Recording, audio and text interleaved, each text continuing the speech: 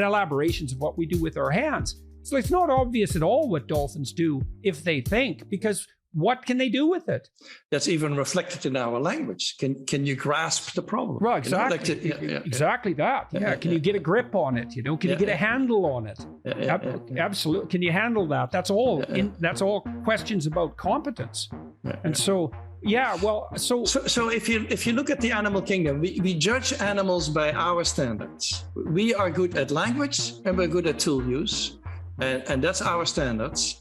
But if you look at, for example, echolocation by bats, it's a very complex cognitive skill. Ask any engineer who designs radar system for airplanes how complex that is. You're a moving object and you need to calculate and you recalculate and so on. And so echolocation is a very complex skill, and you can dark this room, make it completely dark, and release an insect, and the bat can catch the insect. It's just incredible that they can do that. But we're not impressed by it. We're not impressed by the bat because we don't do these things. We're not echolocators. And so bat intelligence is not on our radar, so to speak. We always go for language and tool use. Well, and dolphins echolocate too. So that could be a huge part of what their cognitive process is devoted towards. And God only know what they're doing linguistically. So let's talk about one of the things I liked about your book on animal cognition was, because I've thought this for a long time, especially in relationship to rat studies. So there's this idea that was drummed into my head as an undergraduate, is that you shouldn't anthropomorphize animals. And then as I got to be a more sophisticated viewer of the animal literature, I thought, no, that's exactly backwards. What you should do is presume continuity of all function unless there's compelling reason to not. And so that made me interested in the issue of animal consciousness, because and so you touch on consciousness in that book. And so so I'd like to ask you, what do you make of consciousness? Like, how would you define it? And how far down the animal chain? I'll tell you a story about a wasp, because I've watched wasps, and those bloody things, man, those things are sophisticated. But let me say one thing about anthropomorphism. Okay. We need to respect homologies. Homologies are similarities between species that come from a common ancestor. So my hand is homologous with the hand of a chimpanzee.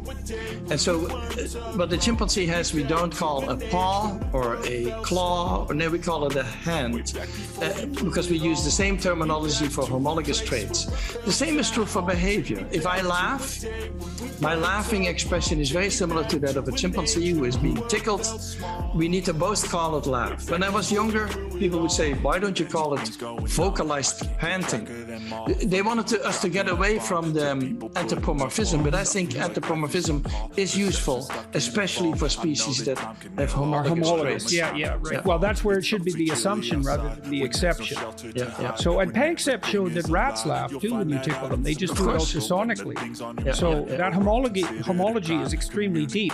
Okay, so this wasp, it was buzzing around my head, and I nailed it with my hand, and hard. You know, I kind of snapped at it, and so that's a hell of a fast gesture, that forward movement and back. And so I nailed the wasp with my finger, and I knocked it probably 15 feet, which is a hell of a G-force blow for an insect. And that bloody thing righted itself an inch from the ground and dove directly at my face. And I thought, oh my God, like I don't, and then, so I watched that and I thought, wow, that's something, man, that is something. Then I read also about these wolf spiders who are predatory. And if they're on a plant here and they see a prey animal or insect over here, they will walk down the plant across the ground and jump on it from behind. It's like, okay, that's a spider and it has like no brain. And yet that is so unbelievally complicated. Navigation of unfamiliar territory, planning. Yes, it certainly does. But I mean, neuronal number is very low. But I think, are wasps conscious? Are spiders conscious? It's like, and you can take, if you take the whole cortex and the cortex and the limbic system off a cat, and you leave it with nothing but its hypothalamus and its spinal cord, that cat is hyper exploratory. And that's bloody weird, right? You take the whole brain off a cat except for like 2%, and it doesn't just lay there and do nothing. What it does instead is engage in almost all its normal activities, but it can't remember anything. So it's hyper curious. And so let me give you my take on consciousness, because no one has a good definition of it. So, and if we have no definition, how am I going to measure it? But there are certain things that we humans cannot do without being conscious. So, for example, you cannot plan a party for tomorrow without thinking about what you should buy, what kind of music you're going to have, which friends you're going to invite, what time it's going to start.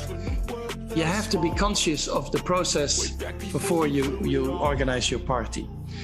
Now, we have evidence, we have very good evidence nowadays of planning in animals. So, for example, chimpanzees in the wild, they will pick up tools and they're gonna walk 2 miles with these tools, and then they're gonna use them on a termite hill or whatever, which means that 20 minutes before they started the activity, they were already planning the activity.